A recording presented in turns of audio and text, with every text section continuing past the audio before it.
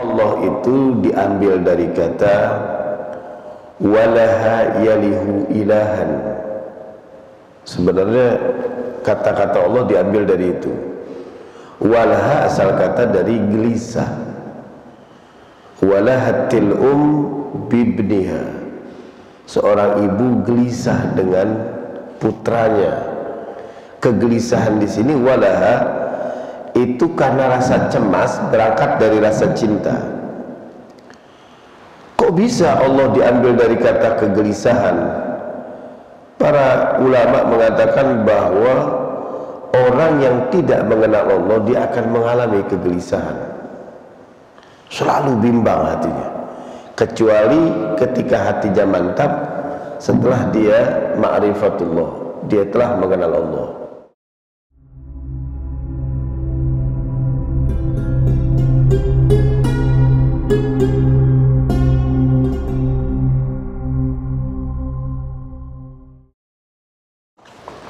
Bismillahirrahmanirrahim. Assalamualaikum warahmatullahi wabarakatuh. Alhamdulillahi wa kafa. Wassalatu wassalamu ala sayyidina Muhammadinil Mustafa wa ala alihi wa ashabihi ahli sidqi wal wafa. Allahumma salli ala nuril anwar وسر الأسرار وترياغ الأغيار ومفتاح باب اليسار سيدنا محمد المختار وآله الأطهار وأصحابه الأخيار عدد نعم الله وإفضاله. أما بعد, jamaah sekalian, sebelum kita mulai ta'lim kita ini, kita bacakan surah Al-Fatihah, wabil khusus buat musannif hadal kitab Al-Habib Zain bin Ibrahim bin Sumaid. Berikut penyusun yang menyusun dari ceramah-ceramah beliau, yaitu Al-Habib Ali bin Hasan Baharun. Semoga Allah berkahkan hidupnya dan kita pun yang ta'lim di sini mendapatkan keberkahannya. Ala hadhihi niyyah wa kulli niyatin salihatin wa ila hadratin nabi. Al-Fatihah. Bismillahirrahmanirrahim. Alhamdulillah rabbil alamin arrahmanir rahim maliki yaumiddin. Shiratal ladzina an'amta. Jamaah sekalian, kita di sini memilih pembahasan dalam kitab Al-Fawaid Al-Mukhtarah di halaman 598 tentang mahabbatullah ta'ala wa rasulih, tentang cinta kita kepada Allah dan bagaimana cinta kita kepada Rasulullah sallallahu alaihi wasallam. Di hadis pertama di sini dikutip kana fi du'ai Daud alaihi salam. Nabi Daud itu di dalam doanya pernah beliau katakan, Allahumma inni as'aluka hubbak. Wahai Tuhanku, sesungguhnya aku memohon padamu untuk bisa mencintaimu. Wa hubba man yuhibbuk, dan mencintai orang-orang yang mencintaimu. Wal amal alladhi yuballighuni hubbak, dan memohon satu amal yang mana amal itu bisa mengantarkan aku bisa mencintaimu. Allahumma ja'al hubbaka ahabba ilayya min nafsi wa ahli wa mali wa minal ma'il barid. Ya Allah, jadikanlah cintaku ini lebih aku sukai daripada diriku, juga kepada jiwaku, keluargaku, harta dan air yang dingin, air yang sejuk. Air yang sejuk di sini dimaksud adalah karena situasi kondisi di zaman dulu mungkin agak sulit air, sehingga air itu satu dambaan sehingga digolongkan menjadi harta yang paling bermanfaat. Nah, pertama Nabi Daud ini mengucapkan kalimat Allahumma inni as'aluka hubbak, aku mohon padamu untuk bisa mencintaimu ya Allah. Sekarang makna al-mahabbah, kita berangkat dari makna al-mahabbah. Al-mahabbah artinya adalah cinta. Kata al-hubbu itu terambil dari kata dua huruf ya, ada ha, ada ba. Orang-orang tasawuf suka bilang bahwa ha itu adalah dari tenggorokan sini nih, keluar ha. Ba itu akhir dari ucapan mulut. Seakan-akan orang sufi ingin mengatakan bahwa cinta itu adalah akhir sekaligus perjalanan pertama daripada cinta.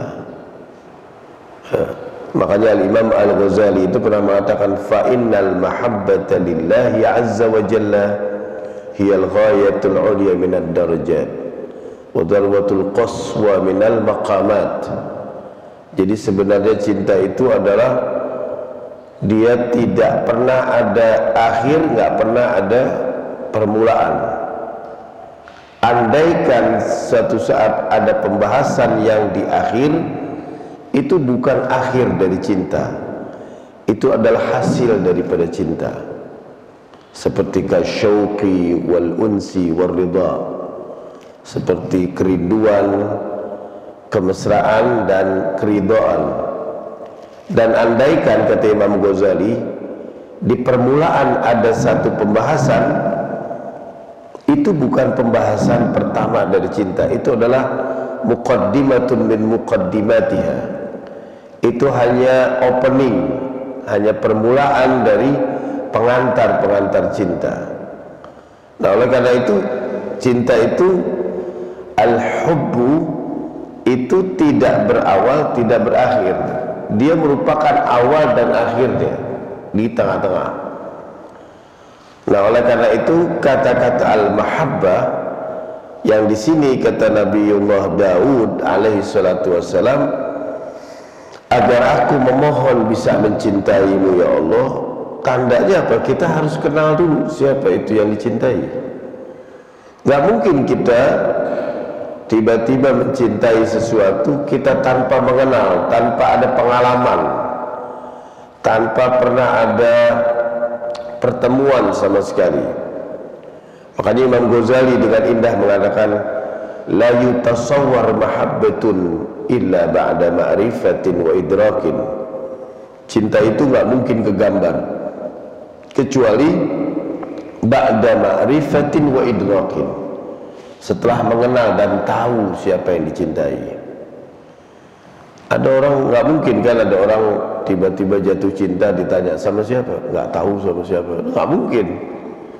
Karena dia harus, kata Imam Ghazali, ba'da ma'rifatin wa idrak, setelah mengenal dan tahu siapa yang dicintai. Nah, oleh karena ini kata-kata Allahumma inni as'aluka hubbak, aku memohon aku bisa mencintaimu ya Allah, dia harus kenal dulu siapa Allah. Wa ma hiya at-tariqah ila ma'rifatillah, bagaimana, apa itu, bagaimana cara kita bisa mengenal Allah. Oleh karena itu Allah itu diambil dari kata walaha yalihu ilahan. Sebenarnya kata-kata Allah diambil dari itu.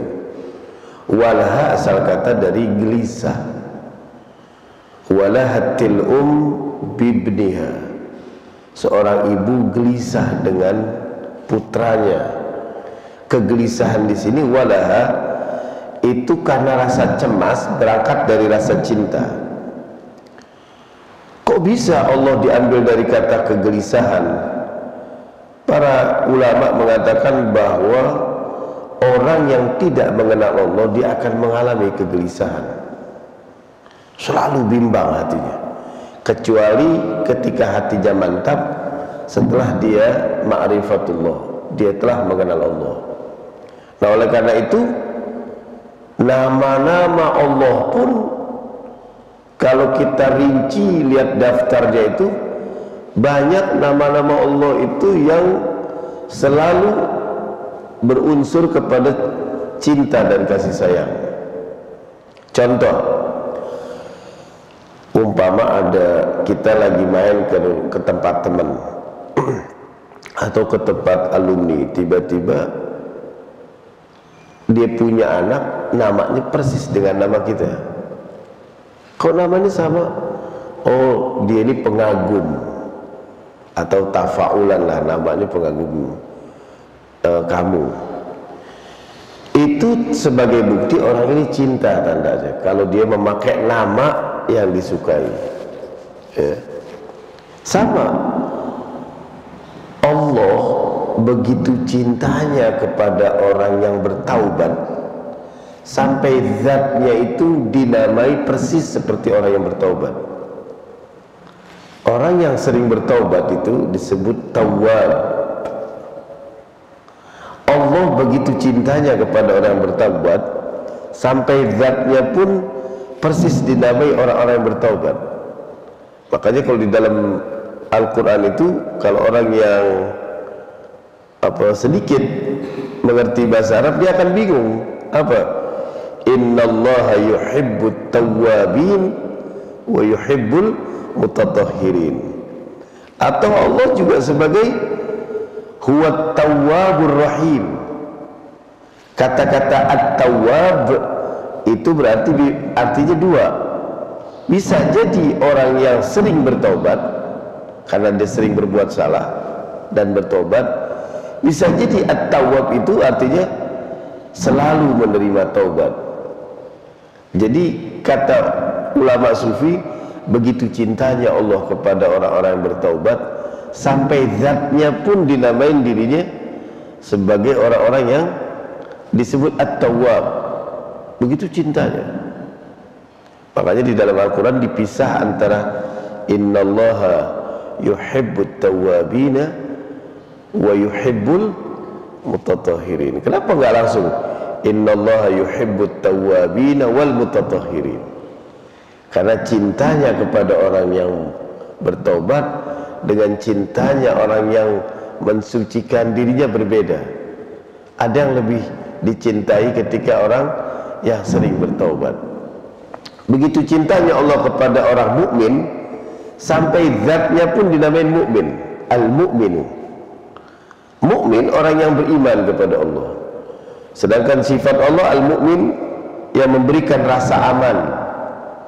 Mukmin juga harus memberikan rasa aman kepada saudara-saudaranya. Nggak boleh mukmin itu makin beriman semakin ditakuti.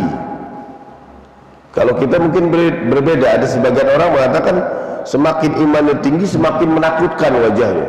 Alis jadi ke atas, mulutnya begini dan kaku. Ini haram. Nggak ngomong kecuali halal sama haram. Jadi serem gitu. Nah ini bukan mukmin. Mukmin itu sifatnya orangnya yang lemah lembut, alifun ma'luf. Seperti Allah memberikan rasa aman. Itu orang mukmin. Kalau menakutkan, sama sekali bukan dikategorikan orang mukmin. Nah itulah ciri-ciri cinta yang dikatakan oleh Nabiullah Daud alaihi salatu wassalam, Allahumma inni as'aluka hubbak. Ya Allah, aku memohon padamu agar bisa mencintaimu, ya.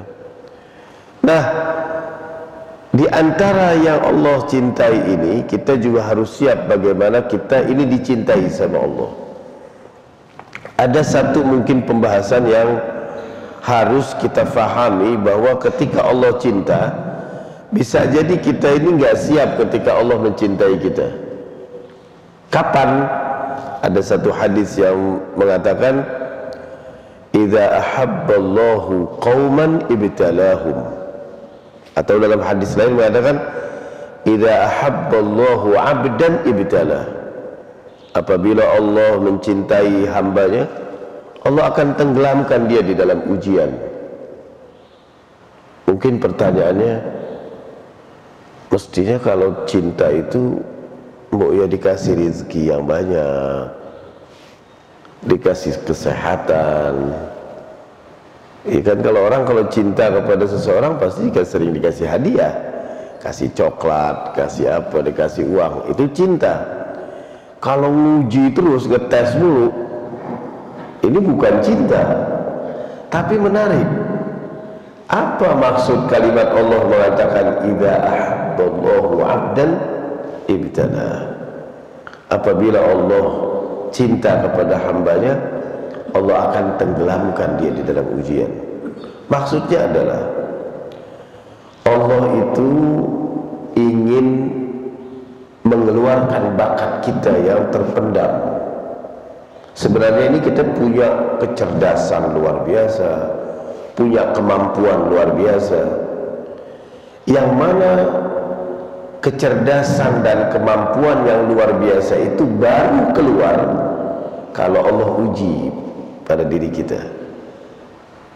Semua orang pada punya bakat bisa naik sepeda, tapi harus diuji dulu, jatuh dulu, nabrak dulu,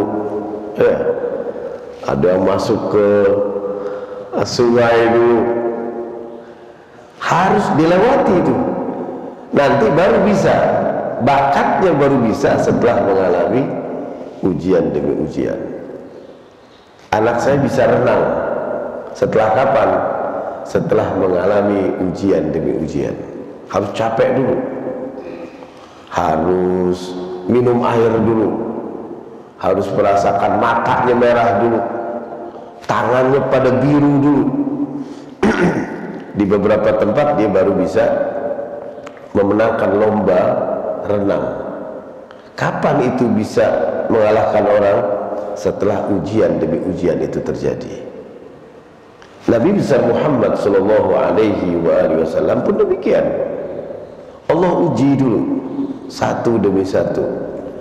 Dari ujian itu berangkatlah. Ujian itu fungsinya adalah dari rasa cinta. Ujian itu bukan Allah mau tahu kualitas hambanya, salah. Ada kan orang suka tanya, kenapa Allah menguji kita? Allah pengen tahu kita kuat apa kagak. Sering kan dengan nasihat gitu. Allah maha tahu. Nggak mungkin Allah berangkat dari tidak tahu menuju tahu kepada kita. Yang dimaksud adalah ujian ini adalah bahwa Allah ingin meningkatkan kualitas kita dalam ujian. Jangan sampai kita begitu terus, nggak ada perubahan. Perubahan itu baru bisa terjadi kalau kita harus melewati ujian-ujian tersebut. Nabi itu diuji, orang-orang saleh diuji, dan beberapa banyak orang-orang itu diuji, dan ketika lulus, disitulah sebagai bukti Allah cinta kepada kita.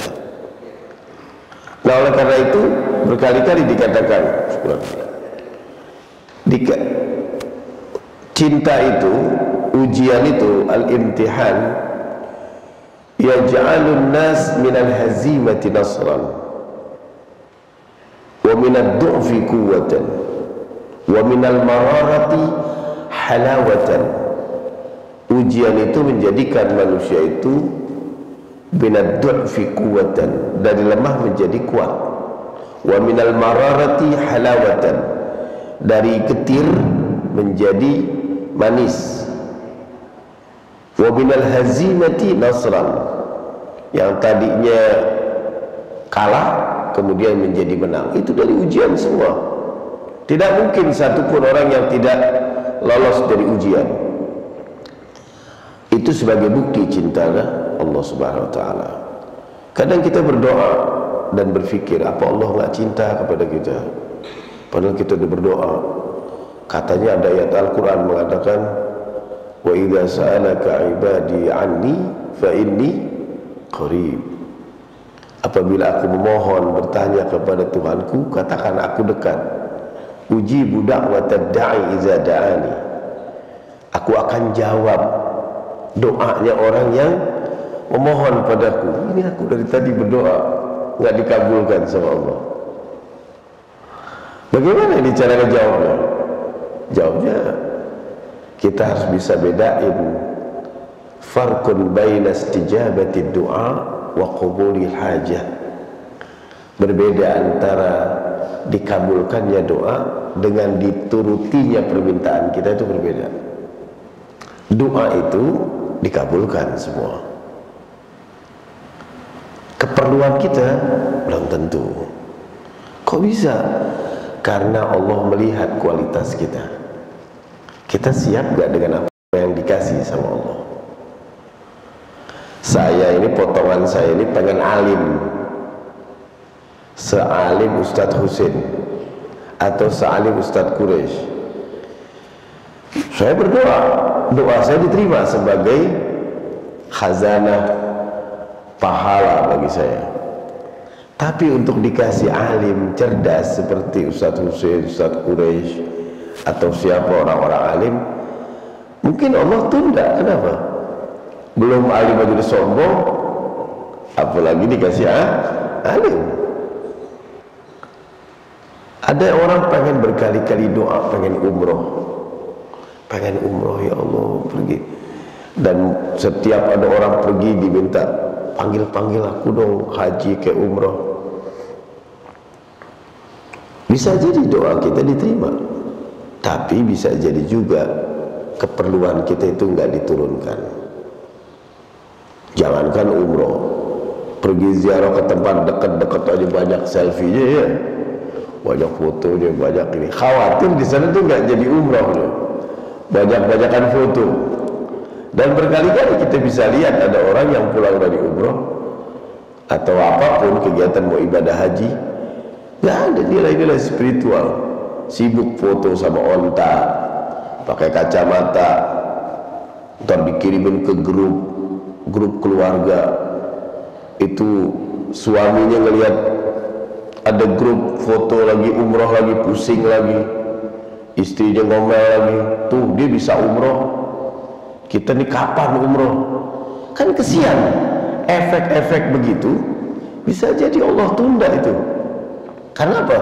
Ketidaksiapan kita. Semua berangkat dari hubbak, cinta kepada Engkau ya Allah. Jadi kita harus siap dulu, bisa gak di kita begini kayak begini dalam menghadapi situasi kayak begini. Saya pengen punya kendaraan yang bagus, yang biasa aja udah sombong, apalagi dikasih yang bagus.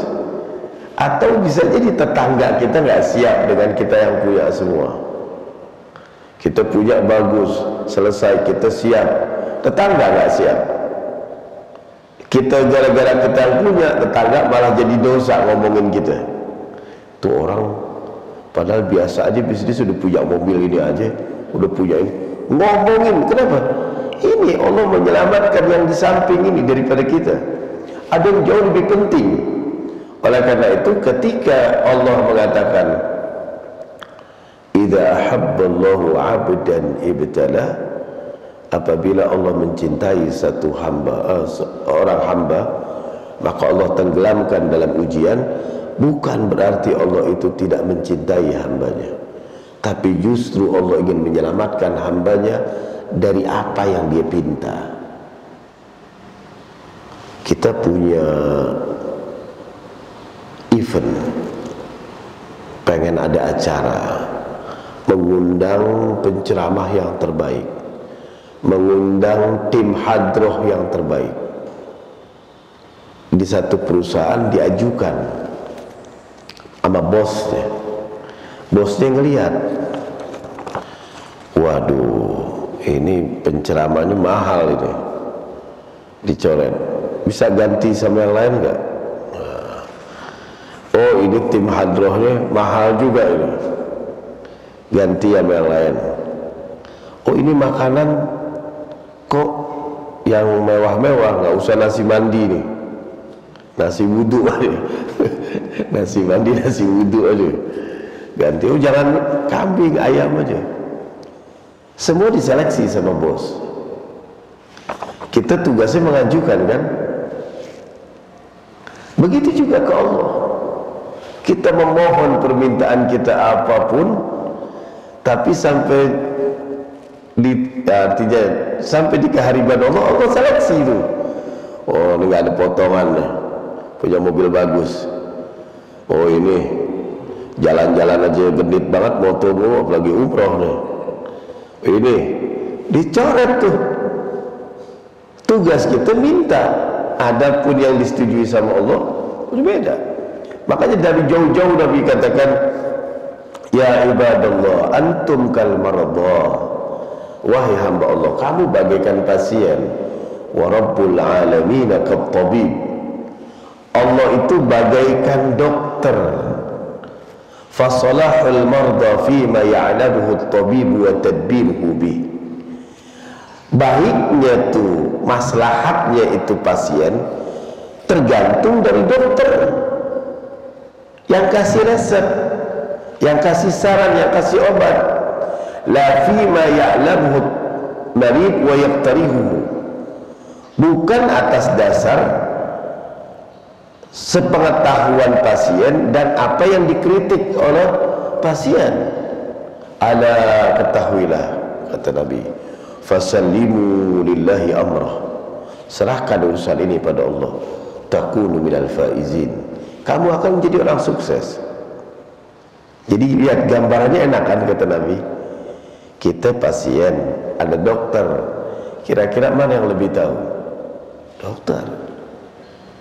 Terus kalau dokter umpama kasih resep, pagi habis sarapan makan 1, nah ba'da zuhur 2, habis malam 1, ya insyaallah sembuh.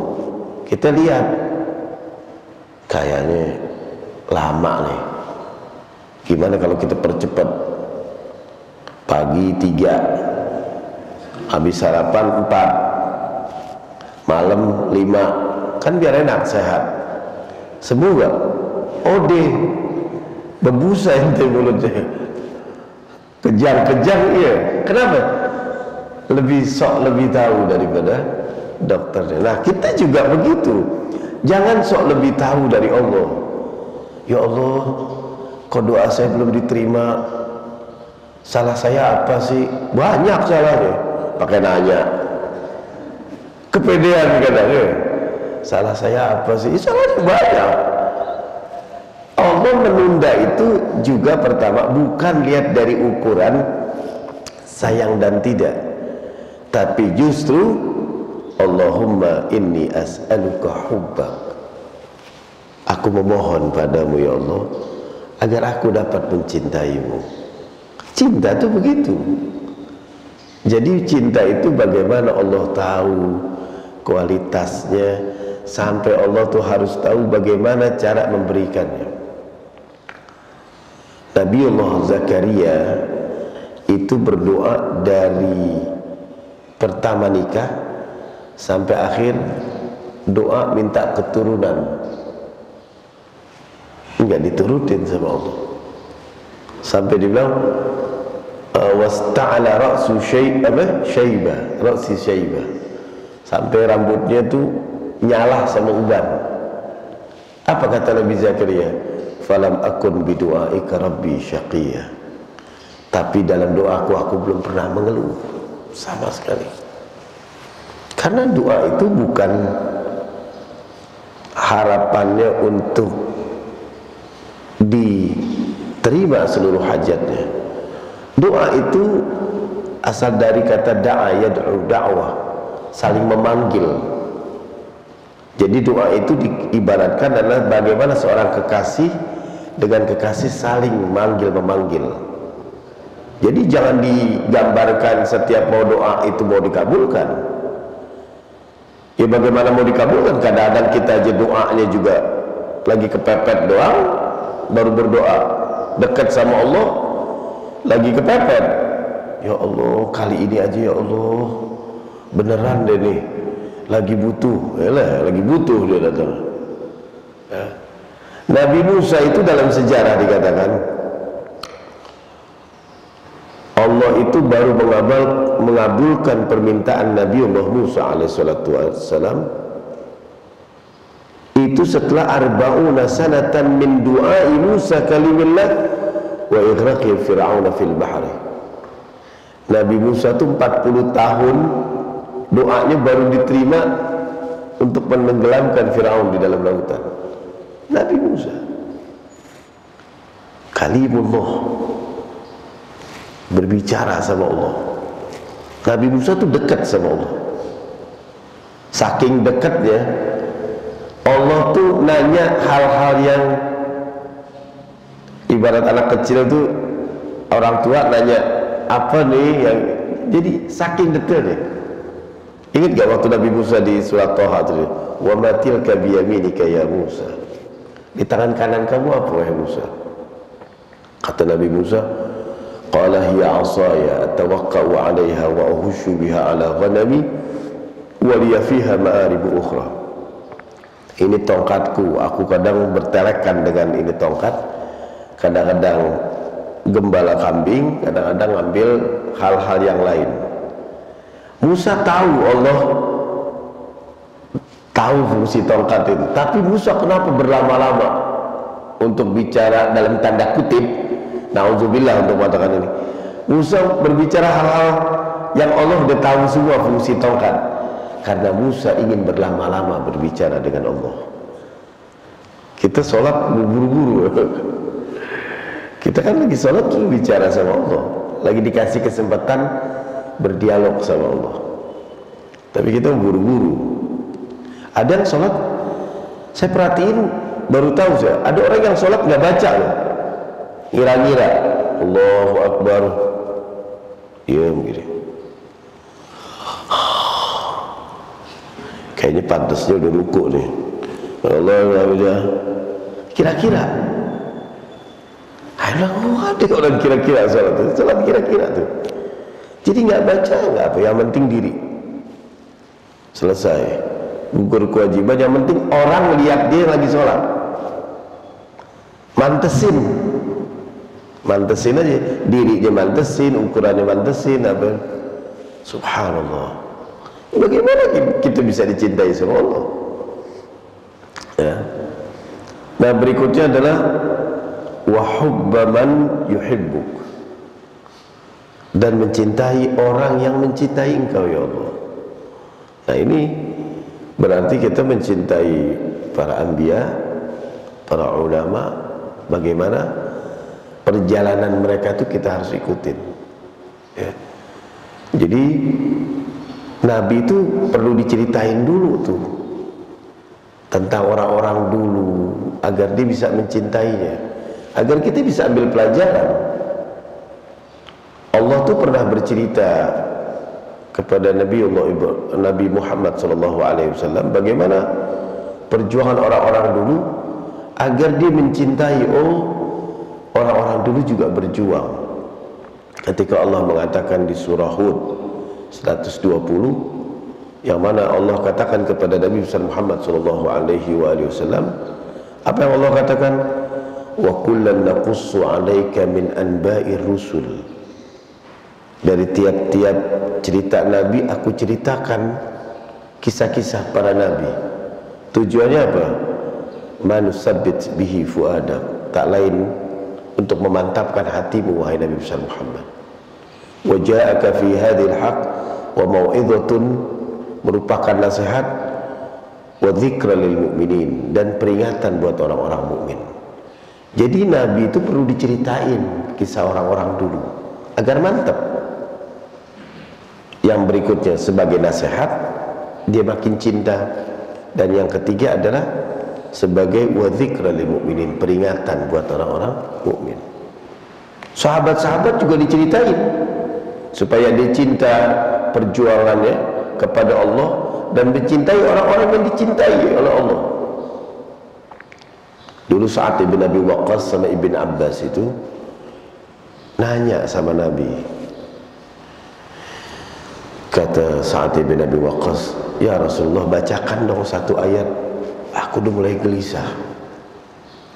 Utlul ayat litatma'inna qulubana, agar hati kami mantap. Nabi Muhammad menceritakan surah Yusuf. Apa kata Nabi Muhammad? Nahnu naqussu 'alaika ahsanal qasasi bima auhayna ilaika hadzal Qur'an wa in kunta min qablihi laminal ghafilin. Kami akan bawakan sebaik-baiknya cerita, yang mana Allah bawakan di dalam ini Al-Quran, yang mana kamu dulu sebelumnya belum tahu. Ceritakanlah bagaimana Nabi Allah Yusuf alaihissalatu wassalam, Allah cinta kepada Nabi Yusuf, tapi ujian demi ujian. Dari kecil mau dibunuh, hidupnya belum ditaruh di sumur, diambil oleh seorang kafilah, dijadiin budak, tinggal di emperan istana, tidur di ubin gitu di istana, belum lagi di penjara, difitnah, disuruh maafin orang saudara-saudaranya yang habis ngebunuh dia setelah dia udah berkuasa. Bayangin, udah berkuasa disuruh maafin itu. Ini kan bertubi-tubi ujian. Kata ujian yang paling berat lagi, kata diantaranya apa? Diundang makan oleh perempuan-perempuan cantik. Bayangin Pak, diundang makan oleh perempuan-perempuan cantik, ujian terbesar. Mungkin sebagian bilang ini anugerah mungkin, ngarepin. Tapi Nabi Yusuf ujian terberat. Bayangin diceritain. Makanya Bu, ibu-ibu biasanya kalau kita lagi menuju bulan, nasehatin sama tetangga-tetangga, sama anak-anaknya. Itu kenapa setiap menuju bulan diminta baca surat Yusuf? Itu tujuannya supaya imannya sekuat Nabi, bukan cakepnya. Kalau cakep mah tergantung keduanya, ya. Dan harus paham, harus tahu diri. Jadi karena teman kita ada nih, menuju bulan baca surat Yusuf, anaknya lahir ya nggak ganteng lah ya, nggak cakep.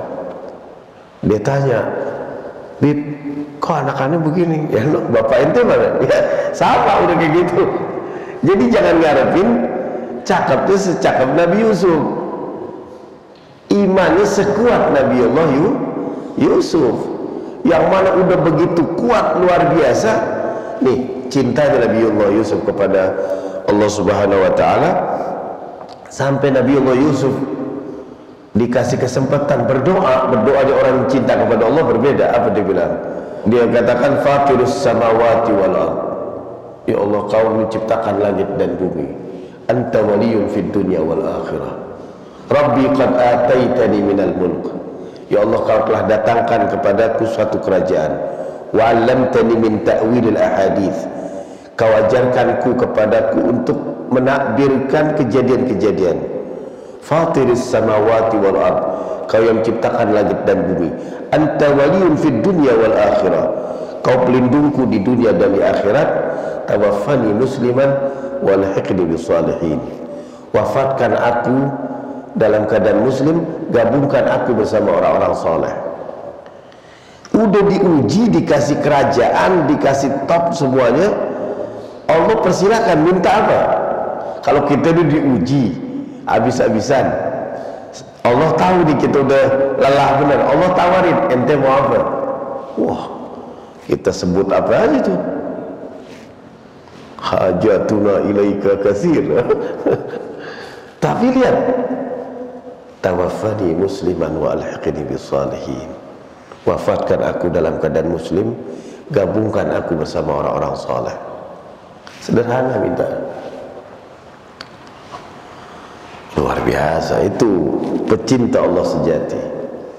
Kan Nabi Muhammad waktu turun Lailatul Qadar ya, turun Lailatul Qadar, seluruh permintaan tidak mungkin ditolak. La turad lahu du'a. Apa yang Nabi Muhammad minta malam Lailatul Qadar nih,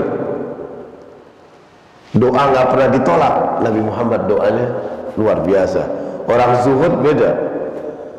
Allahumma innaka afuwun tuhibbul afwa fa'fu anni, ya Allah, kau zat maha pengampun, maafkanlah aku ya Allah. Bayangin, permintaan udah gak mungkin ditolak. minta diampunin doang. Kalau ada di samping Nabi itu makmum sama Nabi. Saya bilang nggak ada yang lain lagi. Yang lain kayak enak nih mumpung lagi diterima ini. Nabi cukup. Jamaah sekalian, mungkin sampai di sini dulu diakhiri. Assalamualaikum warahmatullahi wabarakatuh.